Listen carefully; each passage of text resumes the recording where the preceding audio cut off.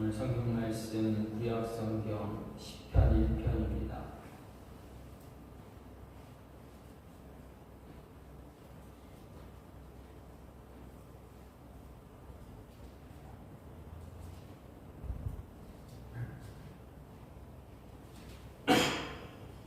구약 성경 10편 1편 1절부터 6절입니다.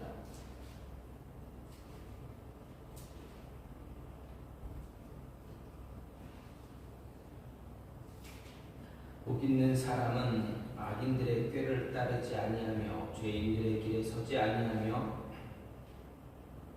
오만한 자들의 자리에 앉지 아니하고 오직 여호와의 율법을 즐거워하여 그의 율법을 주야로 묵상하는도다.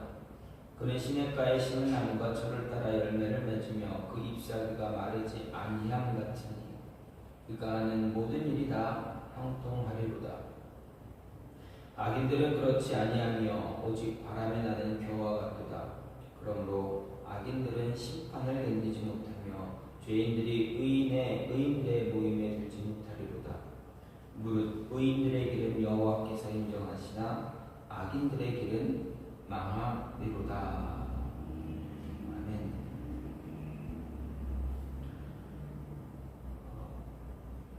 오늘 말씀 10편 1절부터 6절 말씀입니다. 오늘은 사순절 기간 가운데 첫 번째 되는 주일입니다. 사순절은 예수님께서 우리에게 세상에 오시고 우리를 위해서 죽으신 것을 기념하는 그것을 기리는 그러한 기간입니다. 그래서 부활절 전까지 주일을 빼고 주일을 제외한 40일, 월요일부터 토요일까지 해서 40일을 정한 것이 바로 사순절입니다. 그래서 지난주 수요일부터 이제 부활주일 전까지 목요일까지 예수님이 십자가에 달리시기 바로 전날까지 그 40일을 정해가지고 드리는 그러한 기간이 바로 사순절입니다. 이 시간 동안에는 아까도 말씀드렸듯이 조금 우리가 절제하고 금식하기도 하고 회개하기도 하고 우리 신앙을 돌아보는 조금 더 깊이 돌아보는 그런 모습, 그동안 어떻게 지내왔는가 이런 모습을 생각하면서 보내는 시간이 바로 이 사순절 기간입니다. 이 기간 동안에 우리가 좀 더 특별하게 말씀을 묵상하기도 하고 기도하기도 하는 그런 모습들이 참 많이 나타나고 있습니다. 이런 모습을 통해서 하나님과 더 가깝게 교제할 수 있는 그런 기간이 되기를 소망합니다. 오늘 말씀은 10편 1편 말씀입니다. 우리가 잘 알고 있는 말씀입니다. 복 있는 사람은 악인들의 꾀를 따르지 아니하며 죄인들의 길에 서지 않고 오만한 자의 자리에 앉지 않는다. 이렇게 이 말씀을 통해서 우리가 참 많이 암송하는 그러한 시입니다. 또 어렸을 때, 학생 때 또는 어린아이 주일학교 때 많이 외웠던 그러한 성경 구절이기도 합니다. 이유는 아마 우리가 많이 좋아하고 많이 알고 있는 이유는 아마도 한 단어가 이 시 가운데 들어가 있어서 그러지 않을까 생각해 보기도 합니다. 무슨 단어입니까? 바로 복이라는 단어입니다. 모든 사람들이 그렇습니다. 복 받기 좋아합니다. 저도 복을 받는 것 참 좋아합니다. 믿는 사람이든 믿지 않는 사람이든 모든 사람들이 다 복을 받기를 원합니다. 그래서 과거에 우리의 부모님 세대에는 부모님 세대에 이런 글자가 한문으로 복이라는 글자를 참 여러 군데에서 발견할 수가 있었습니다. 그래서 우리가 요즘은 많이 사용을 하지 않는 그런 가구죠. 장롱이라는 가구가 있습니다. 과거 저희 부모님 세대 때는 어떻습니까? 큰 복자라는 글자가 장롱 한 주머니에 딱 새겨져 있기도 합니다. 우리가 음식을 먹는 그릇에도 많이 새겨져 있고 우리가 밥을 먹을 때 사용하는 숟가락이나 젓가락에도 그 글자가 새겨져 있을 때도 참 많이 있었던 시대가 있었습니다. 그만큼 많은 사람들이 복이라는 것을 좋아했다라는 것입니다. 복 받는 것 참 좋아합니다. 그래서 우리가 한 해가 지나고 새로운 해를 시작할 때 인사할 때도 그러지 않습니까? 새해 복 많이 받으세요. 복을 많이 받으라 이야기인데, 그럼 과연 이 복 받으라고 이야기할 때 이 복이 과연 어떤 것인가, 어떤 게 복일까 생각을 많이 하게 됩니다. 일반적인 사람들, 그냥 하나님을 믿지 않는 보통 사람들, 우리도 보통 사람들이기도 하지만 그리스도인이 아닌 예수님을 아직 만나지 못한 사람들이 받는, 그들이 원하는 복 과연 어떤 것입니까? 아니, 그리스도인들도 원하는 복, 일반적인 복은 재물을 많이 생각할 수가 있습니다. 잘 사는 것, 건강한 것, 뭘 하든 형통한 것, 일이 잘 이루어지는 것, 이런 게 다 복이다라고 생각을 합니다.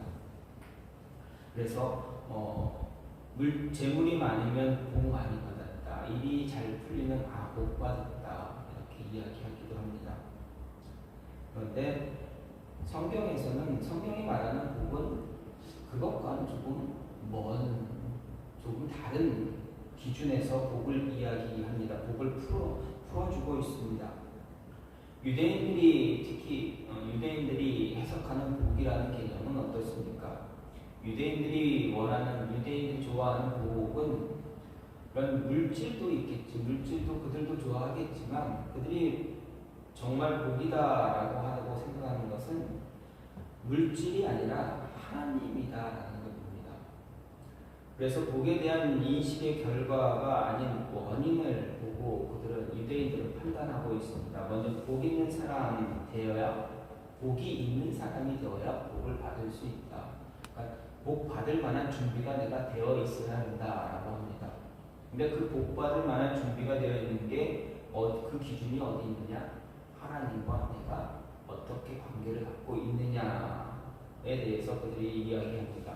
하나님이 함께 하시는 사람이 되어야 하나님이 주는 복을 받을 수 있다 생각하는 것이 바로 유대인들입니다. 그렇다 보니까 그들은 복 받아야지 하는 소망이 있으면 복을 주시는 하나님께 더 가까이 나아갔던 것을 볼 수가 있습니다. 이렇게 일반적인 사람과 유대인들 간의 복에 대한 시각이 참 많이 다릅니다. 오늘 말씀에도 복 있는 사람, 어떤 사람이 복이 있는가에서 이야기할 때 시인도 마찬가지로 이야기합니다. 시인이 말하는 복은 그냥 일반적인 물질, 우리가 일반적으로 생각하는 그런 재물에 관한 그런 것, 건강, 이것이 아니라 하나님과의 관계를 이야기하고 있습니다.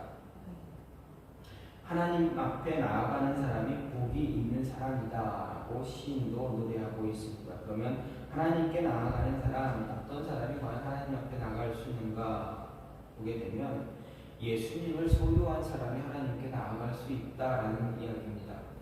시인은 분명히 노래할 때 하나님께 나가는 복 있는 사람, 문자적으로 이 복 있는 사람을 원어로 보게 되면 그 뜻이 행복하다, 뭐뭐하는 사람은 행복하다, 이런 의미가 있습니다.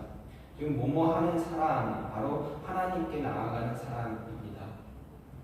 하나님께 나아가는 사람에 대해서 말할 때 긍정적인 생각을 갖고 있는 하나님께 나아가는 사람들, 우리는 바로 그리스도를, 예수님을 소유한 사람들이다라는 겁니다. 예수님이 우리 안에 있지 않으면 우리가 하나님께 나올 수가 있습니까? 그럴 수 없습니다.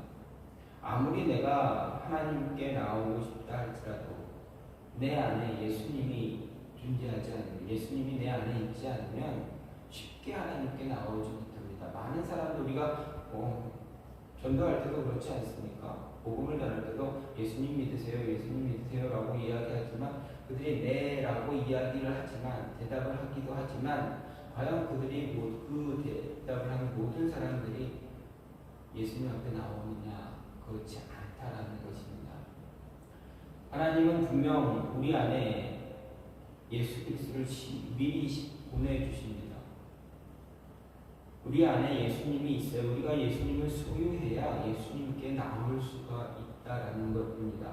우리가 믿음을 가질 수 있는 것은 이미 하나님이 우리로 하여금 믿음을 갖도록 마음을 열어주셨기 때문에 그렇습니다.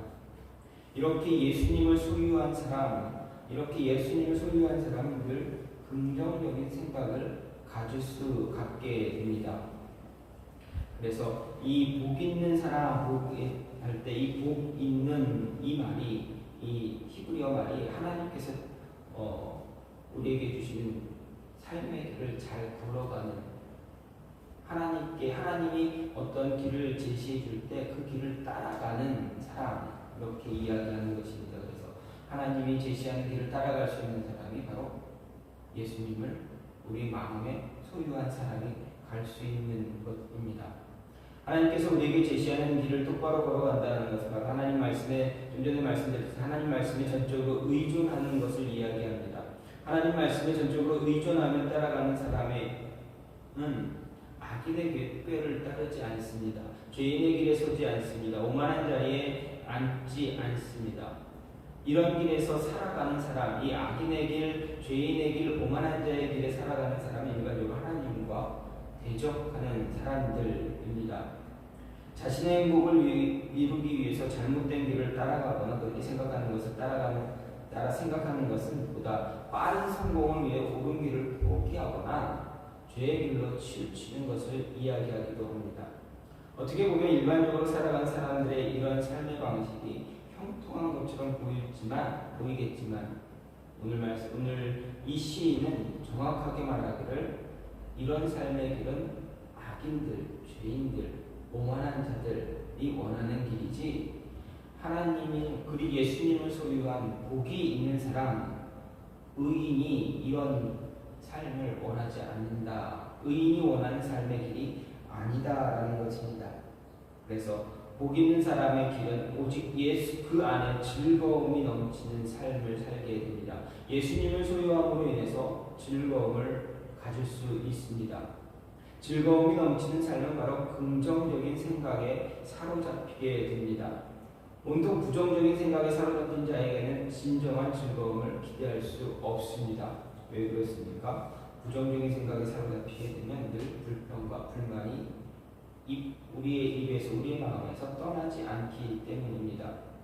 일반적으로 생각해 보더라도 늘 부정적인 생각이나 부정적인 말을 하는 사람, 그런 사람들과 우리 같이 지내는 것을 좋아하지 않습니다. 왜 그렇습니까? 부정적인 사람과 같이 있다 보면 나도 부정적인 모습으로 변하게 됩니다. 내 언어가 그전에는 긍정적이었는데 내 주변에 어떤 한 사람이, 부정적인 사람이 내 주변에 있게 되면 내 언어가 자꾸 부정적으로 변하게 됩니다. 의식적으로 그것을 막지 않으면 부정적으로 따라가게 된다는 것입니다. 따라서 부정적인 가치관, 부정적인 말하는 사람과 함께 살아가지 않아야 합니다. 그러면 우리는 어떤 사람과 함께 있어야겠습니까? 늘 즐거워하는 사람과 함께 있어야 됩니다. 긍정적인 사람, 예수님을 소유해서 그 마음에 긍정적인 모습을 갖고 있는 사람과 함께 있기를 소망해야 합니다. 그러한 사람과 함께 있으면 어떻게 됩니까? 주변을 변화시킬 수가 있습니다. 긍정의 힘을 그들에게 불어넣어 줄 수가 있습니다. 늘 불평, 불만이 아니라 이것도, 이 모습도 감사하지, 이것도 감사하지 라는 그런 긍정적인 마음이, 그런 긍정적인 생각이 우리의 삶을 변화시키게 되면 어떻게 됩니까? 나만 긍정적인 사람이 되는 것이 아니라 내 주변에 있는 분들도 함께하는 자에게도 긍정의 모습을 줄 수 있게 됩니다. 그러면 이 긍정의 능력을 어디서 찾을 수가 있습니까? 오늘 시인은 분명히 이야기합니다. 말씀에서 찾을 수 있다 이야기합니다. 그 말씀이 무엇인가? 바로 예수 그리스도입니다. 복 있는 사람은 늘 즐거워하며 살아가며 또 그 즐거움이 하나님으로부터 시작된다는 것을 알고 있습니다. 그리스도를 마음에 소유하고 있기 때문에 늘 즐거워할 수가 있습니다. 힘들고 어려운 순간 다가가고 이겨낼 수가 있고 극복할 수가 있습니다. 우리에게 주어진 형통의 삶은 그리스도와 함께하는 삶입니다. 예수님과 함께하는 삶이 형통한 삶입니다. 우리에게 고난의 시간이 없을 것이다 말할 수가 없습니다. 예수님 믿어서 하나님 믿어서 우리가 긍정적인 사람 되어서 형통한 사람 되어서 우리에게 고난이 없을 거야, 역경이 없을 거야 라고 말한다면 그것은 잘못된 것입니다. 예수님 믿는다고 해서 우리가 우리 삶에 고난이 없습니까? 어떻게 보면 더 많은 고난을 경험하기도 합니다. 믿기 때문에, 믿음 때문에 우리가 포기해야 될 것이 너무나 많습니다. 하지만 어떻습니까? 그 포기하고 나아갈 때 우리에게 주어진 우리 앞에 놓여지는 것은 더 큰 것이 분명히 있습니다. 힘들고 어려운 순간 다 극복해낸 이후에 우리 하나님은 우리에게 더 큰 은혜를 허락해 주신다라는 이야기입니다.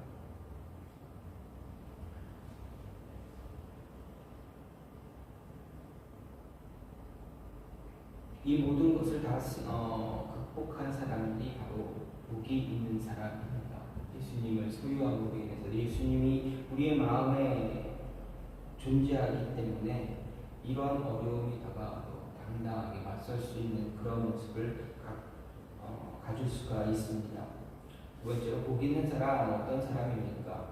예수님 안에서 뿌리를 깊이 내린 사람이 바로 복이 있는 사람입니다. 예수님을 소유한 사람이 복이 있는 사람일 뿐만 아니라 그 안에 뿌리를 깊이 내려야만 더 큰 복을 받을 수 있는 사람입니다. 복이 있는 사람, 흔들리지 않는 사람을 이야기합니다. 3절 4절 말씀을 보면 그는 시냇가에 심은 나무가 철을 따라 열매를 맺으며 그 잎사귀가 마르지 아니함 같으니 그가 하는 모든 일이 다 형통하려다. 악인들은 그렇지 아니하며 오직 바람에 나는 겨와 같다라고 시인은 노래합니다. 여기서 복 있는 사람의 특징과 복 없는 사람의 특징이 같이 나옵니다. 복 있는 사람의 특징은 무엇입니까? 그 잎사귀가 결코 마르지 않습니다. 그 이유는 시냇가에 심겨져 있기 때문에 그렇습니다. 복 없는 사람은 어떻습니까? 바람에 나는 겨와 같습니다. 계속 흔들립니다. 시냇가에 심은 나무는 웬만한 바람에도 끄덕이 없지만 이제 그렇지 않은 나무는 어떻습니까? 바람이 불면 사방팔방으로 막 휘어지고 흔들릴 수밖에 없습니다. 시냇가에 심겨진 나무는 어떻습니까? 나무가 영양분을 빨아들이기 위해서 더 깊이 뿌리를 내립니다. 하나님의 율법을 즐거워해서 주야로 묵상하는 사람은 바로 시냇가에 심긴 나무와 같습니다. 하나님의 말씀에서 양분을 얻어 풍성한 열매를 맺기 때문에 그렇습니다. 그렇지 않은 사람은 아무런 양분을 얻지 못하고 이제 바람에 끌려가는 그런 모습이 되어버립니다. 즉 하나님과의 바른 관계를 유지하는 사람이 뿌리를 깊게 내려서 흔들리지 않게 된다는 이야기입니다. 따라서 복 있는 사람은 하나님 말씀에 뿌리를 깊이 내리는 사람을 말합니다. 하나님 말씀에 뿌리를 깊게 내리기 위해서 그 말씀을 늘 묵상합니다. 늘 말씀을 묵상하기에 말씀이 주는 영양분을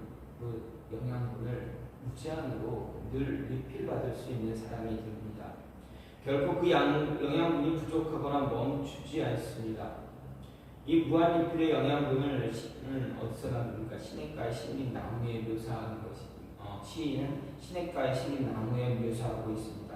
특히 3절에서 말하는 시냇가는 일반적으로 관계수로를 의미한다 이렇게 생각할 수가 있습니다. 왜냐하면 이스라엘 땅에 존재하는 일반적인 시내는 건기와 우기를 따라 물이 흐르기도 하고 물이 메마르기도 합니다. 자연적으로 형성된 시내를 와디라 부릅니다. 이 와디는 우기인 겨울철에 물이 그러다가도 건기가 되면, 비가 오지 않는 그 시기가 되면, 여름철이 되면 물이 없어집니다. 간헐천이 됩니다. 물이 비가 올 때는 흐르고 비가 오지 않으면 메말라버리는 그러한 하천, 그러한 시내가 되어버립니다. 이런 와디 주변에 심겨진 나무들은 우기에는 잎사귀가 풍성히 맺히지만 건기가 되면 시들어 버립니다. 또 열매도 제대로 맺지 못할 뿐만 아니라 맺어도 좋은 열매를 맺지 못합니다. 하지만 물을 내기 위해서 계획적으로 파놓은 수로에 심긴 나무는 어떻습니까?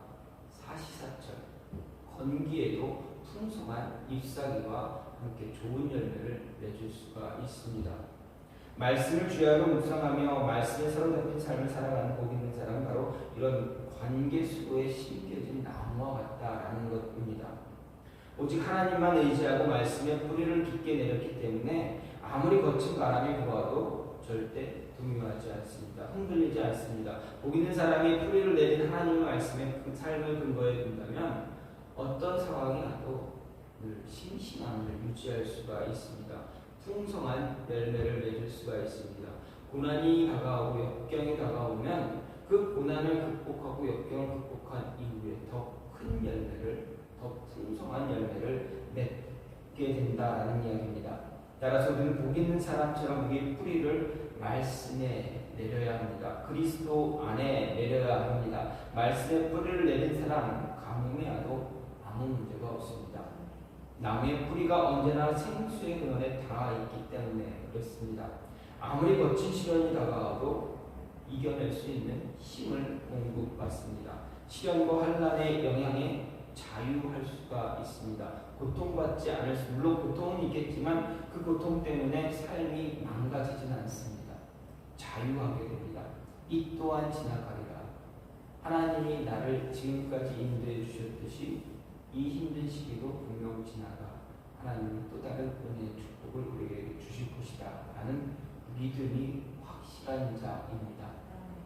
복이 있는 사람은 예수님 안에서, 말씀 안에서 뿌리를 깊게 내린 사람입니다. 마지막으로 복 있는 사람은 어떤 사람입니까? 그리스도 안에서, 하나님 안에서 인정을 받는 사람입니다. 6절 말씀을 보면 복 있는 사람의 특징이 잘 나타나 있습니다. 의인들의 길은 여호와께서 인정하시나 악인들의 길은 망하리로다. 시인은 복 있는 사람을 의인이다 이렇게 말하고 있습니다. 즉 복 있는 사람은 하나님으로부터 인정받고 살아가는 사람입니다. 복 있는 사람은 인정을 받고 복 없는 사람은 인정받지 못한다는 이야기입니다. 세상의 기준으로 보면 인정받는 사람, 인정받지 못한 사람 구별이 가능합니다. 왜 그렇습니까? 인정받은 사람은 좋은 대우를 받습니다. 예를 들어서 회사에 들어갑니다. 우리가 회사에 들어갔습니다. 인정받은 사람은 어떻게 됩니까? 진급이 빨리빨리 됩니다. 월급도 더 많이 받게 됩니다. 근데 인정받지 못하면 어떻게 됩니까? 그 회사에서, 그 사회에서 도태되거나 쫓겨나거나 아니면 만년 대리, 만년 과장 이런 표현도 있지 않습니까? 그런 모습에서 벗어나지 못한다라는 것입니다.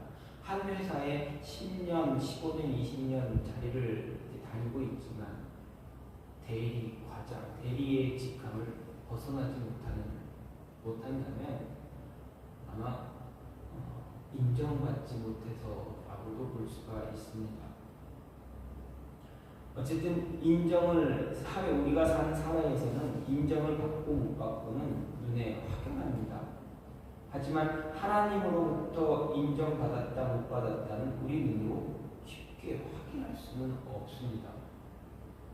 그렇기 때문에 누가 복 있는 사람인지 복 없는 사람인지 쉽게 구별하기도 매우 어렵습니다.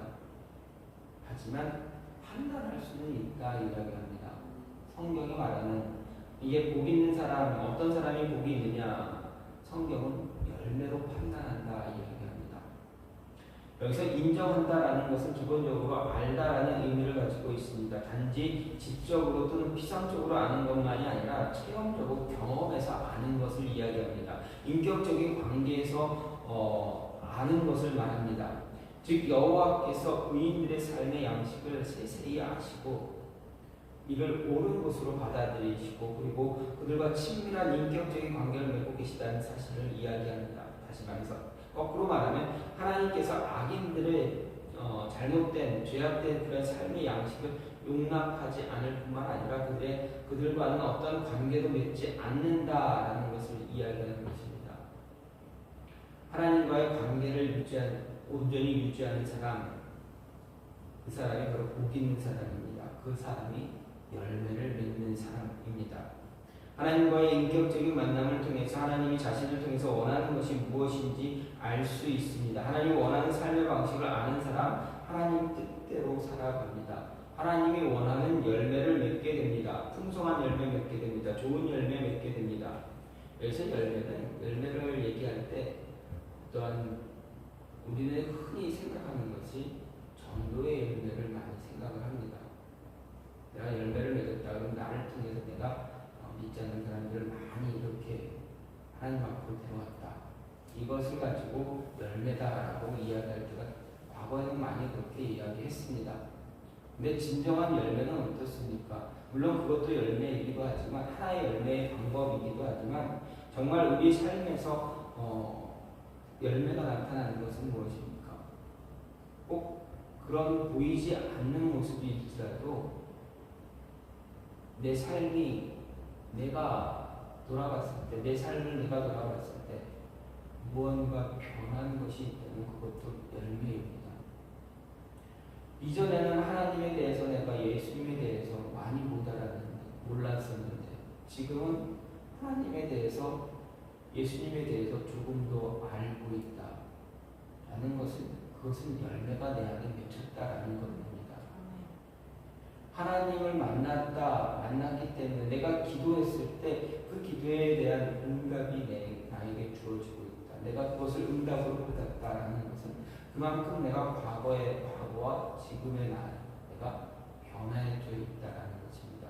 그 변함이 열매로 나타나는 것입니다. 말씀을 말씀으로 받을 수 있었고 내가 힘든 상황, 내 삶에서 어려운 상황에서 그 말씀을 붙잡고 살아갈 수 있는 것이 바로 열매다라는 것입니다. 이러한 열매는 정말 우리 눈으로 확인 불가능합니다. 어떻게 우리 열매가 있으면 열매를 보여줘 했을 때 열매를 보여줄 수는 없습니다. 그러나 우리는 알고 있습니다. 내 안에 열매가 맺혀져 있다 없다 우리는 체험하게 됩니다. 그리고 하나님은 우리에게도 그 열매를 요구하신다라는 것입니다. 보이지 않는 그 열매를 요구한다라는 것은 우리가 하나님 앞에 인정받는 것을 원하신다라는 이야기입니다. 하나님의 말씀을 근거로 살아가는 우리의 삶에서 분명 하나님은 우리를 변화시켜 주십니다. 그래서 이사야서 55장을 보게 되면 비와 눈이 하늘에서 내려서는 다시 그리로 가지 않고 토지를 적셔서 싹이 나게 하며 열매가 맺게 하며 파종한 자에게 존재를 주며 먹는 자에게 양식을 준 것 같이 내 입에서 나가는 말도 헛되이 내게로 돌아오지 아니하고 나의 뜻을 이루며 나의 명하여 보낸 일에 형통하리라 이렇게 이야기합니다. 즉 하나님의 입에서 나오는 말씀이 열매를 맺게 하는 것입니다. 말씀이 나로 하여금 변하게 해서 하나님께 다시 돌아가게 만드는 것입니다. 하나님의 뜻을 다시 우리가 행함으로 인해서 하나님이 기뻐하는 그 모습이 바로 열매다라는 이야기입니다. 말씀에 붙잡혀 있을 때 하나님은 분명 열매를 우리에게 허락해 주십니다. 우리에게 변화를 허락해 주십니다. 만남도 허락해 주십니다. 우리가 간절히 기도하는 그 기도의 모습도 허락해 주십니다. 열매로 인해서 하나님으로부터 인정받는 사람이 되어야 합니다. 그래서 복 있는 사람, 아니 그리스도를 소유한 사람 되어줘야만 합니다. 하나님께 인정받는 사람은 하나님의 인도하심을 통해서 세상에서도 인정받는 사람이 됩니다. 세상에서 인정받는 사람, 세상에서는 인정받을 수 있습니다. 어떤 결과만 내면 인정받습니다. 하지만 하나님께 인정받지 못할 수도 있습니다. 그 결과 때문에 하나님과의 관계가 멀어지면 아무 소용이 없기 때문입니다. 하나님과의 관계가 잘 형성이 되면 결과는 하나님이 마련해 주십니다.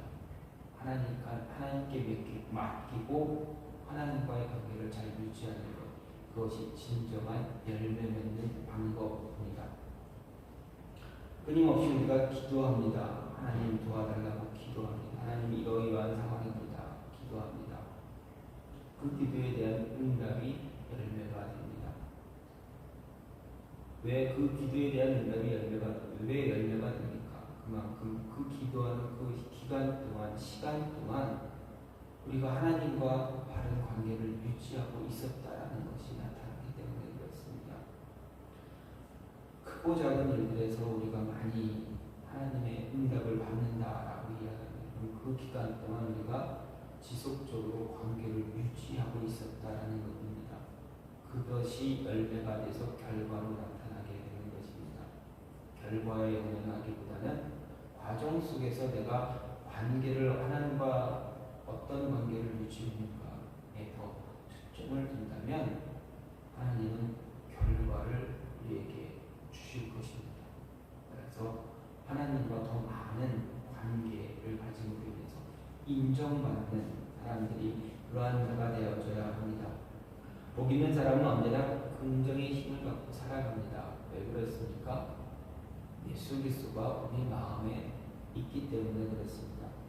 그 능력이 우리 주변을 변화시킵니다. 예수 그리스도가 우리 주변을 변화시킵니다. 그렇게 복 있는 사람은 주변에 언제나 생동감이 넘치고 늘 활기가 넘치고 긍정적인 생각하고 또 긍정적인 사람들과 같이 만나게 됩니다. 좋은 사람들과 함께하게 됩니다. 우리가 복 있는 사람이 되면 우리가 받은 그 복 때문에 어떻게 됩니까? 주변도 복이 넘치게 됩니다. 우리로 하여금 그것을 전해주게 하시기 때문에 그렇습니다. 하나님이 아브라함을 믿음의 조상 아브라함을 선택하시면서 뭐라 말씀하셨습니까? 너를 축복하는 자를 내가 축복하겠다. 내가 너를 통해서 복을 주겠다라고 하시지 않으셨습니까?